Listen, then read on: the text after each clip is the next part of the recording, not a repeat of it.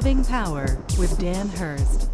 They accuse him of saying, hey, you said that in 3 days, if we destroyed the temple, that you would raise it up in 3 days. You said that. Did you not say that? You said that. They remember that. So apparently there were some Pharisees and Sadducees, because they were the ones that had him on trial, and they remembered all of that. I think it's so interesting that Jesus' first confrontation with the Pharisees and Sadducees was a prophetic statement about what would happen 3.5 years later. I mean, the very first thing that Jesus confronts them about, when they confront his authority, and he basically says, oh, you're going to see my authority because you're going to destroy this temple. And he probably even pointed at himself. You're going to destroy this temple, and in 3 days I will raise it.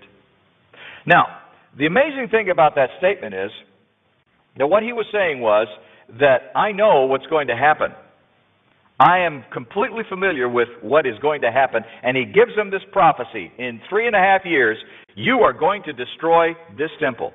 And not only that, but in 3 days after that time, I, the one you have destroyed, am going to raise it up. He didn't say, I will be raised up. He didn't say there will be another authority come in and raise me from the dead. He said, I'm going to raise myself up from the dead. And this must have just blown their minds. First of all, they didn't understand what he was really talking about. And secondly, to say that they would destroy him and that he would raise himself up from the dead must have just messed with their heads, something awful. And they didn't know how to answer it. They didn't know how to respond to it. Listen, God's ways and the things that he says don't always make sense. It did make sense eventually. 3.5 years later, it did make sense, and the disciples remembered it, and they went, oh, that's what he meant. That's what he said.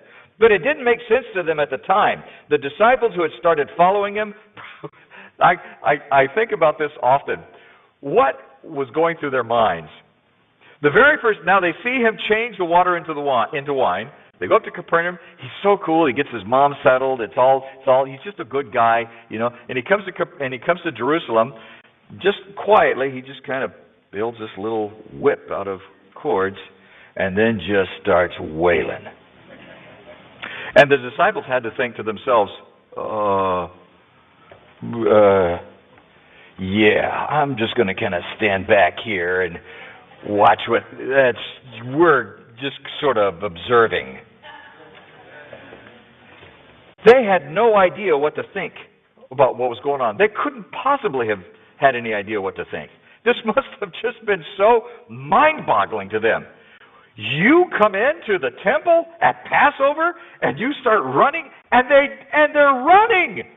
You're running the goats and the sheep and the oxen, and you're telling these people to take their doves. He didn't let the doves go, by the way.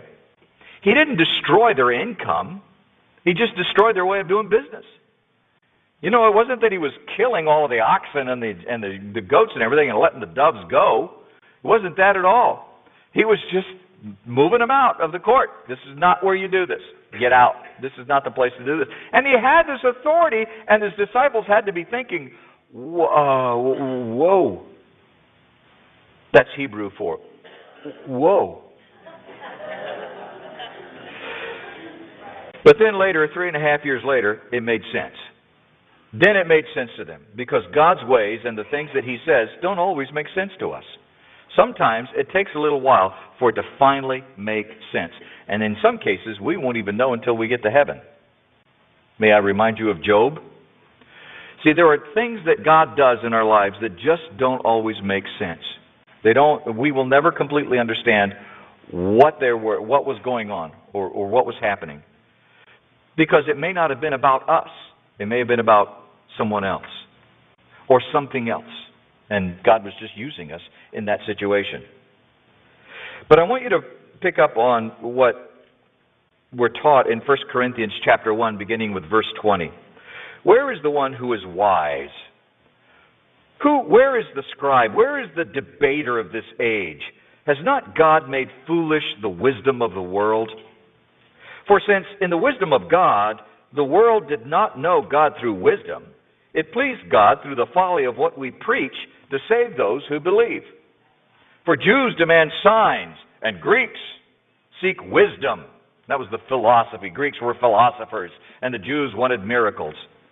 But we preach Christ crucified, a stumbling block to Jews and folly to the Gentiles. Now, let me tell you something. Every day, almost, you are confronting people, or people are confronting you, that are challenging the truth of Christ. They don't believe it. They claim that it's false. They don't understand it. And so, because they don't understand it, they consider it to be false. Which is really kind of silly when you think about it. Just because you don't understand something doesn't mean that it doesn't exist. I don't understand nuclear fission, but I'm pretty sure it exists. And people say, well, you know, how can you believe in God? Have you ever seen Him? And my answer is, have you ever seen your brain?